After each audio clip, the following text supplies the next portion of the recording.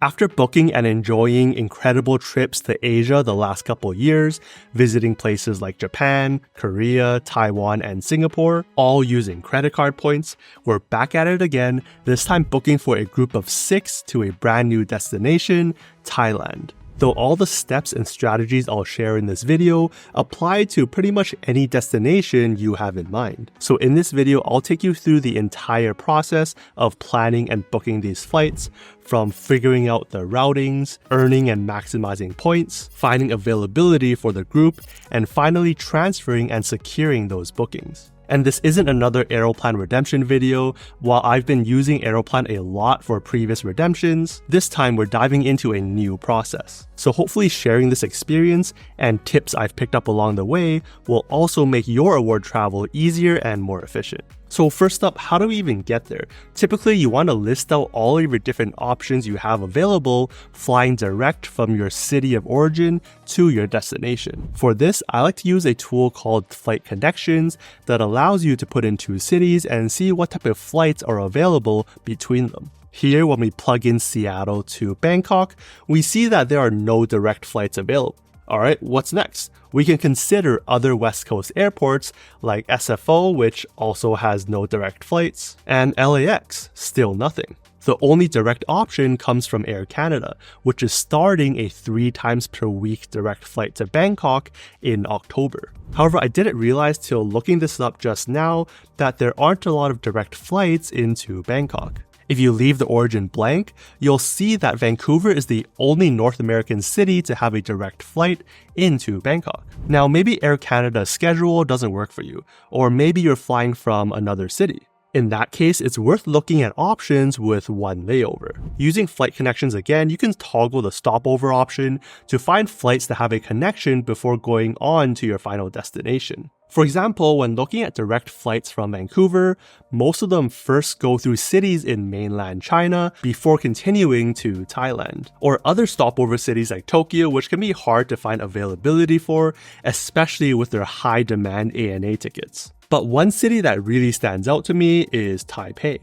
As I've said in previous videos, I still think Taipei is an underrated city people often overlook when wanting to travel to Asia. And no, it's not just because of the good and affordable food. In my experience, flights from North America to Taipei are relatively easier to find, especially when China Airlines and EVA, both of which are major airlines, have tons of connections to virtually any city in Asia. So for this trip, those routes were our other options, meaning that most likely our routing would either be from Vancouver direct to Bangkok, or Vancouver or Seattle connecting through Taipei, then onwards to Bangkok. Now that we have our airlines, the next step is knowing how to earn the points needed for those flights. And for that, ideally you want to start off by earning flexible points from programs like Chase, American Express, or Capital One, which can then be transferred to one of several airline programs when it's time to book. This is key because choosing a destination and then earning points,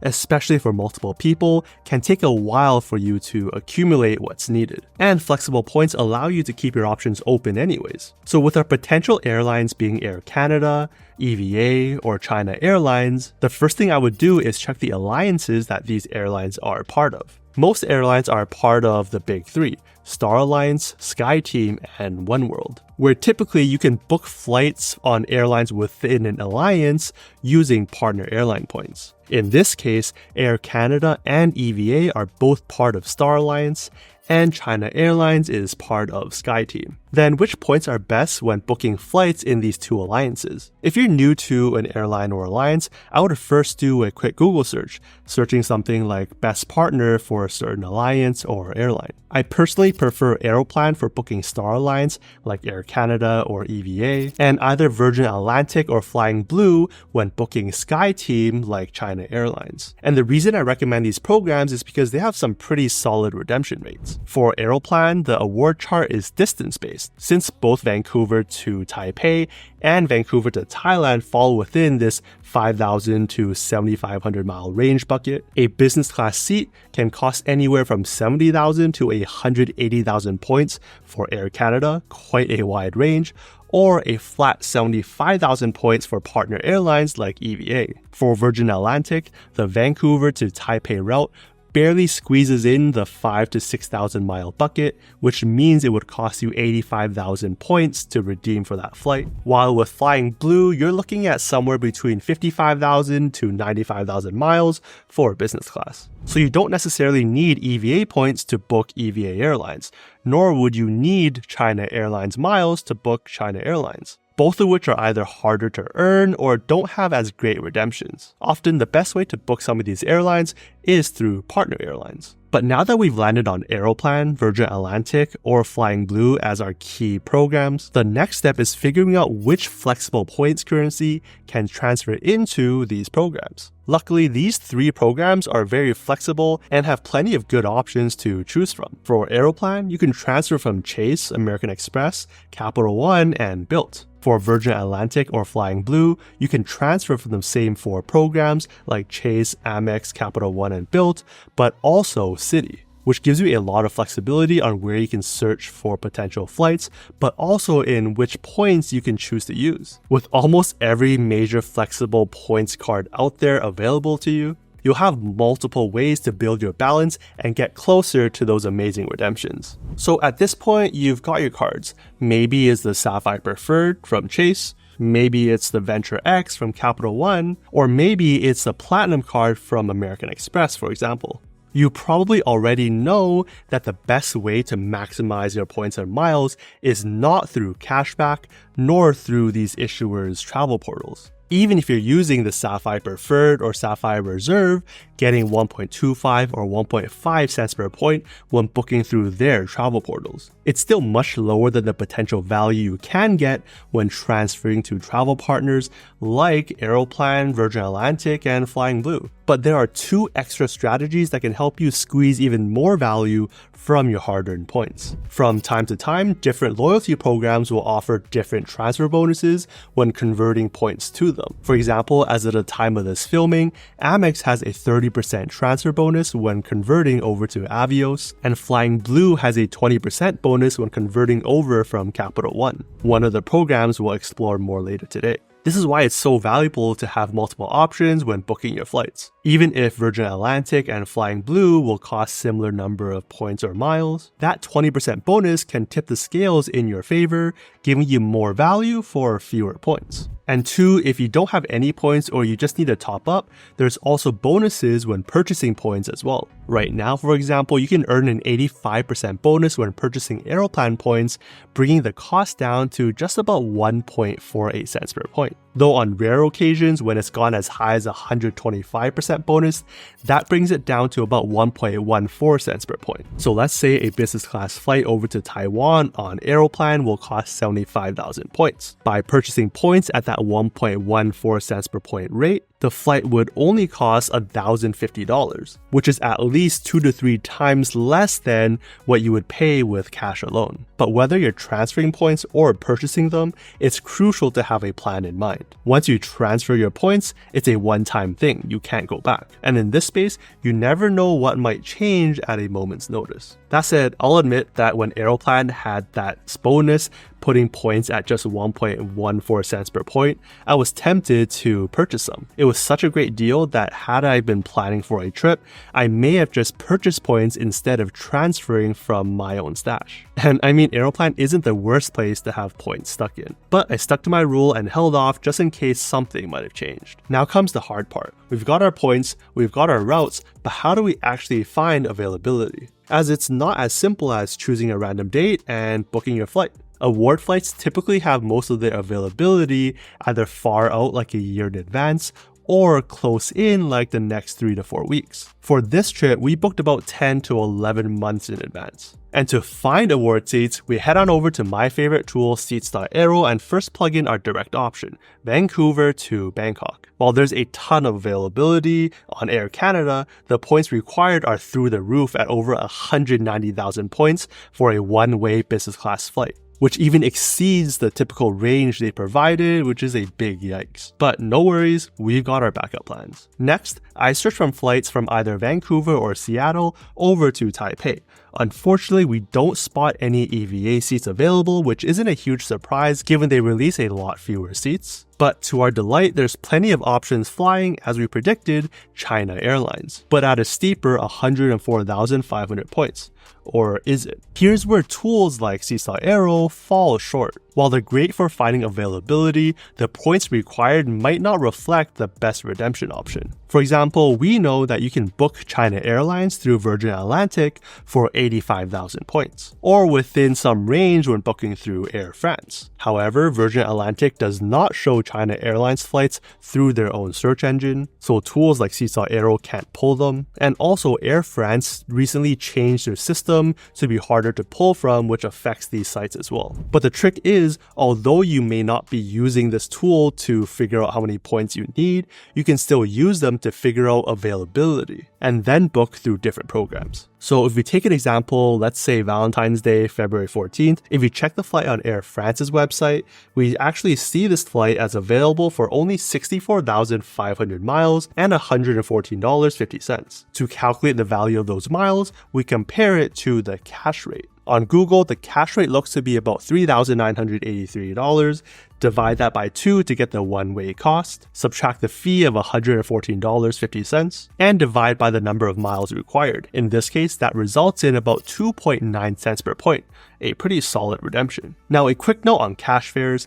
Airlines typically inflate the prices of one-way rates, like here showing $2,575 one way. This could make it seem like you're getting more value than you really are, which is why I try to check the round-trip price and divide that by 2 for a closer, slightly more accurate comparison. So what about the second leg from Taipei to Bangkok? Thankfully, as with most redemptions, the trip across the ocean is the hardest one to find. Once you're there, like in Asia, things get a lot easier. A quick search for Taipei over to Bangkok comes out with a ton of different options on EVA through Aeroplan for just 30,000 points and $46 USD if you choose to go that route. And the same kind of availability exists when you go back from Bangkok to Taipei and then from Taipei back to Vancouver. So now that we've nailed down exactly which flights we want, do we just transfer a book and that's it? With the China Airlines flight, how do we know whether to book through Virgin or Flying Blue? Well, we know that going through Virgin will cost us about 85,000 points. Flying Blue here is showing significantly less at just 64,500 miles, which makes it a pretty easy decision here. Go with Flying Blue. Not only is Flying Blue cheaper, going through Virgin would require you to call in to actually book these flights. With Flying Blue, you can just transfer and then book it all online, which honestly should be the norm nowadays. But wait, there is more. Remember that 20% bonus when transferring from Amex over to Flying Blue? With that bonus, the 64,500 miles would only cost you 53,750 American Express points. Now, if we recalculate the value with those number of points, we get an updated value of 3.5 cents per point, making this an even sweeter deal. Now, before I go through my exact booking using these steps, there's one tip I want to share that I think is very important, but that most people in this space don't mention nearly enough. And that's check the aircraft type and cabin configuration on your flights. It does take some research, but just seeing it say business class could mean a lot of different things. And you don't want a bad experience given your hard-earned points. For example, when flying domestic,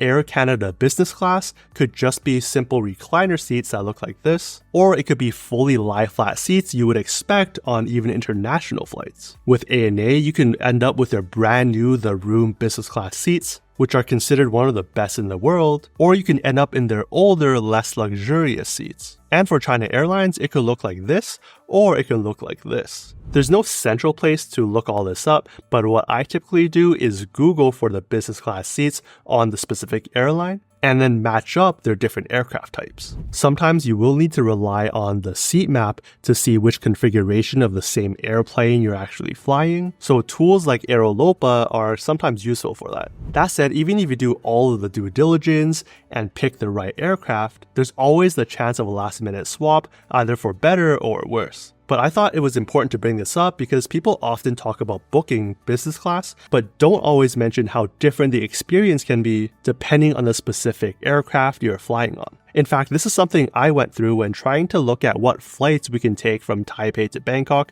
like on China Airlines, where out of the 4 different flights available on the same day, you could be flying the lie flat on the narrow-body A321neo, a standard recliner on the A330, or lie flat on the wide-body A350s, which is by far the best choice, with similar pricing among all of them. Speaking of, what exactly did we end up doing? Well, we followed the exact same steps in this video to book our flight from Vancouver to Taipei and back. However, there's one good thing and one bad thing that was different. Let's start with the downside, which is that when we were booking these flights, the price for Vancouver to Taipei on Flying Blue was 83,500 miles, significantly higher than the 64,500 we see in today's search. However, the good thing is during that time we saw 4 to 5 business class seats across several dates, which is what allowed us to finally book 4 business class seats and 2 premium economy seats all on the same flight. That's pretty rare in the world of award travel when you typically only get 1 to 2 open seats per flight. Right now, a lot of these different flights are only showing 1, maybe 2 openings. So we definitely lucked out there. On top of that, during that time, there was an extra 25% transfer bonus going from Chase over to Flying Blue, which brought the price down from 83,500 miles to just 66,800, making it much more digestible. As for the next leg of our trip from Taipei to Bangkok and back, we found that with a shorter 3 to 4 hour flight, paying cash would be the way to go for us, especially since I could use credits like the $300 travel credit towards the Capital One travel portal on my Venture X. Plus, we ended up deciding to fly in and out of different cities in Thailand, so going through that route, cash was definitely the way to go. And then on top of that, a couple more tips to make your life even easier. Since we were traveling as a group, it was sometimes hard to align people's schedules where we can discuss live at the same time. But one super helpful feature with Flying Blue is that you can actually call in to check the spots and then hold those seats for up to 3 days. Just make sure to double check everything because I had to call in again twice. Once when they accidentally held economy seats and then another time when they accidentally held different dates. Another tip, if you want to book now but anticipate changes down the road, both Flying Blue and Aeroplan provide some affordable rates for changing or canceling your bookings. With Flying Blue, changing or canceling will cost you 70 euros each, and then with Aeroplan, it's 100 Canadian to change or 150 to cancel. But speaking of Aeroplan, having gone through this whole process, I still think Aeroplan's end-to-end flow is a lot smoother. And so to learn step by step how to maximize those points, I'll see you over in this video and happy travels. See you in the next one.